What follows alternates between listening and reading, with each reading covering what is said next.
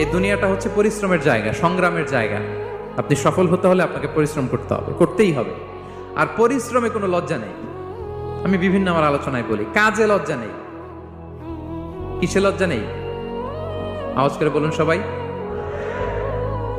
কাজে লজ্জা নেই। লজ্জা হচ্ছে অলসতায়, লজ্জা হচ্ছে হাত পাতায়, লজ্জা হচ্ছে অকর্মণ্যতায়।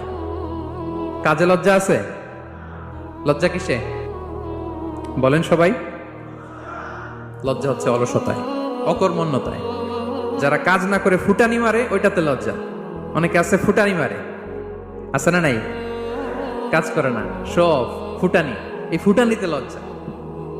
কিন্তু পরিশ্রমে কোনো লজ্জা নেই। এজন্য আল্লাহ তাআলা বললেন, ইয়া আইয়ুহাল ইনসান ইন্নাকা কাদিহুন ইলা রাব্বিকা কাদহান ফামুলাকি। হে মানুষ, তোমার রবের কাছে পৌঁছা পর্যন্ত তোমাকে পরিশ্রম করতে হবে, হাড় ভাঙা পরিশ্রম